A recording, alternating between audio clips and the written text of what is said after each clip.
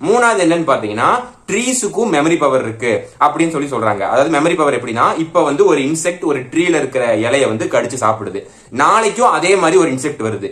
அந்த மரத்துக்கு இப்ப வந்திருக்கிற இன்செக்ட் நேத்து வந்த இன்செக்டா இல்ல புது இன்செக்டான்னு தெரியும். நாலாவது விஷயம் என்னன்னு பாத்தீங்கன்னா, மரமும் அழுகும், கவலைப்படும், சந்தோஷப்படும், சோகமாவும் இருக்கும் அப்படிங்கிற மாதிரி சொல்றாங்க. ஃபார் எக்ஸாம்பிள் என்னன்னு பாத்தீங்கன்னா, இப்போ ஒரு உட்பக்கர் வந்து ஒரு மரத்தை வந்து கொத்துது.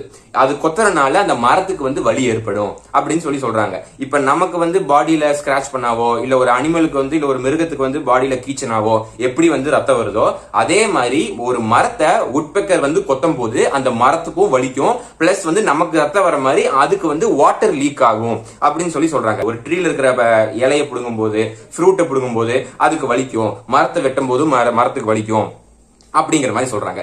அஞ்சாவது விஷயம் என்னன்னு பாத்தீங்கன்னா, முதல்ல எல்லாம் என்ன சொல்லிட்டு இருந்தாங்கன்னா, ஒரு மரத்துக்கு நம்ம தண்ணி ஊத்துறதா இருந்தா கீழே மண்ணில தான் ஊத்தணும், மரத்து மேல தெளிக்க கூடாது அப்படின்னு சொல்லிட்டு இருந்தாங்க. ஆனா இப்ப சயின்ஸ் என்ன சொல்லுதுன்னா, இல்ல அது மட்டும் இல்ல, நீங்க ஒரு மரத்துக்கு தண்ணி ஊத்துறதா இருந்தா நீங்க மண்ணிலையும் தண்ணி ஊத்தலாம், டைரக்டா அந்த மரத்து மேலயும் தண்ணி ஊத்தலாம், இல்ல அதோட பிளவர்ஸ் இருக்கும் பாத்தீங்களா, பிளவர்ஸ், லீவ்ஸ், ஸ்டெம், அதுலயும் தண்ணி ஊத்தலாம். நீங்க எங்க தண்ணி ஊத்தினாலும் அந்த தண்ணி அப்படியே ஃப்ளோ ஆகி பூமி கடியில தான் போகும். நம்ம உடம்புல எப்படி ரத்தம் ஓடிட்டு இருக்கும் அதே மாதிரி மரத்தோட உடம்புல தண்ணி ஓடிட்டு இருக்கும்.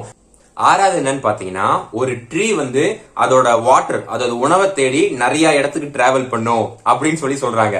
இது வந்து நீங்க டைரக்டா புரிஞ்சுக்க கூடாது. அதை எப்படி மரம் எந்திரிச்சு போய் ஃபுட்டை தேடும் அப்படின்னு நீங்க நினைச்சுக்க கூடாது. இது எப்படி தேடுனா, நான் சொன்ன பாத்தீங்களா, ஒரு ட்ரீ இன்னொரு ட்ரீட்ட வந்து அந்த ரூட்ஸ் மூலியமா வந்து பேசும் அப்படின்னு சொல்லிட்டு, அதே மாதிரி எந்த ட்ரீக்கு வந்து இல்ல பிளான்ட்ஸ்க்கு இது பொருந்தும், ஆனா எல்லா சின்ன பிளான்ட்ஸ்க்கும் இது பொருந்தாது. ஓகேங்களா? சோ இது பெரிய ட்ரீ மட்டும் நம்ம கம்பேர் பண்ணிக்கலாம். எந்த ட்ரீக்கு வந்து நம்ம அதிகமா தண்ணி ஊத்தாம, அதாவது ஒரு ட்ரீக்கு வந்து இவ்வளோ லிட்டர்ஸ் ஆஃப் வாட்டர் ஒரு நாளுக்கு தேவை அப்படின்னு சொல்லிட்டு கணக்கு இருக்கு. அந்த கணக்கு, அந்த லெவலுக்கான வாட்டர் எந்த ட்ரீ கிடைக்கலையோ அந்த ட்ரீ என்ன பண்ணுனா அதோட ரூட்ஸை வாட்டரை தேடி அண்டர் கிரவுண்ட்ல அனுப்பும். எங்கேயாச்சும் வாட்டர் அது சோர்ஸ் பண்ணிருச்சுன்னா அந்த இடத்த வந்து அது பிடிச்சிக்கும். ஃபார் எக்ஸாம்பிள், நம்ம வீட்ல எல்லாம் வந்து நம்ம தண்ணி தொட்டி கட்டியிருப்போம். அதே மாதிரி நிறைய ட்ரீஸ் வச்சிருப்போம். நம்ம தண்ணி தொட்டி கீழே சைட்ல எல்லாம் பாத்தீங்கன்னா நிறைய வகையான வேர் இருந்திருக்கும், வேர் இருக்கும். அதுக்கான காரணமே இதான். வேறு வந்து தண்ணியை தேடி டிராவல் பண்ணுது, எங்க தண்ணி இருக்கோ அந்த இடத்த வந்து அது பிடிச்சிக்கும்.